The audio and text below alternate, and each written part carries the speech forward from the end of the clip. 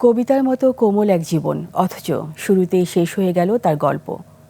সাইমা একটি নাম, যে নামের ভেতর লুকিয়ে ছিল অসংখ্য স্বপ্ন। ডাক্তার হওয়ার স্বপ্ন, মায়ের স্নেহ আর ভাইয়ের হাসি, সবকিছু এখন শুধুই স্মৃতি। মাইলস্টোন ট্র্যাজেডির ধোঁয়া মুছে গেলেও সাইমার পরিবারের বুকে এখনও আটকে আছে কান্না। চলুন সিরাত আল মুস্তাকিমের প্রতিবেদনে দেখে আসি মাইলস্টোন ট্র্যাজেডিতে না ফেরার দেশে চলে যাওয়া সাইমার না বলা গল্প।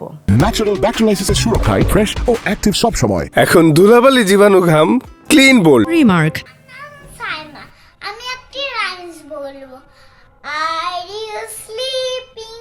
Are you sleeping? কবিতা শুরুর লাইনের মতো জীবনের শুরুতেই চিরদিনের ঘুমে ঢলে পড়ল সাইমা। মৃত্যু তার জীবনে এনেছে চিরস্থায়ী নীরবতা, আর তার পরিবারের চোখ থেকে কেড়ে নিয়েছে ঘুম। সাইমার ব্যবহার করা সেই জিনিসপত্রই যেন এখন বাবা মায়ের বেঁচে থাকার শেষ অবলম্বন। সাইমার স্বপ্ন ছিল সে ডাক্তার হবে। বাসায় তাকে সবাই ডাক্তার সাইমা বলেই ডাকত।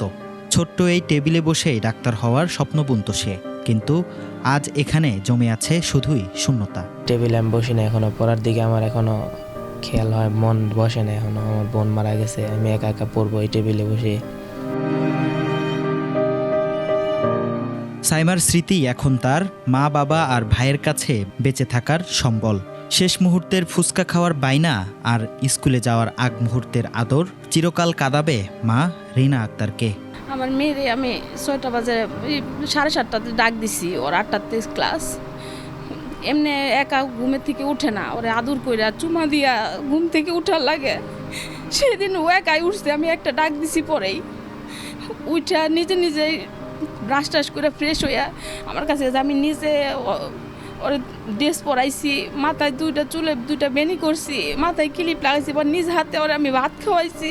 পরে আমি এই দরজাটা খুইলা গেটের সামনে দাঁড়াইয়া ওর ব্যাগ কান্দে দিয়েছি। আমারে বলে আম্মু টাটা বাই বাই, এটা কই আবার আমাকে একটা এমন করে চুমা দিয়ে গেছে। লাশগুলো মানে হেলিকপ্টারে তুলতেছে, আমি তো তখনও ভাবি নাই যে আমার সাইমা মরে গেছে।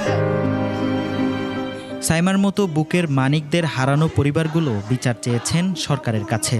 স্কুল কর্তৃপক্ষের কাছে দিয়েছে 9 দফা দাবি, কিন্তু দুর্ঘটনার 1 মাস পেরিয়ে গেলেও মেলেনি কোনো প্রতিশ্রুতি। উল্টো দায় এড়ানোর চেষ্টা করছে স্কুল কর্তৃপক্ষ। না, এখনো আমাদের ওই 9 দফা দাবির একটা দাবিও আমাদের পূরণ করছে বলে আমাদের জানা নাই। আমাদের কেউ জানায় নাই, কেউ যোগাযোগও করে নাই। আর স্কুল কর্তৃপক্ষ আমাদের মানে বাচ্চাদের দায়ভার নিবে না, এটা স্কুলের যে মালিক নুরুন্নবী সাহেব, সে ডাইরেক্টলি আমাদেরকে বলে দিছে যে বাচ্চাদের দায়ভার তার না। সময় এগিয়ে যাবে, ধূসর হবে মাইলস্টোন ট্র্যাজেডির কথা, কিন্তু সাইমার খালি চেয়ার আর অসমাপ্ত স্বপ্নগুলো স্বজনদের কান্না হয়ে থেকে যাবে। সিরাত আল মুস্তাকিম, 21 টেলিভিশন, ঢাকা।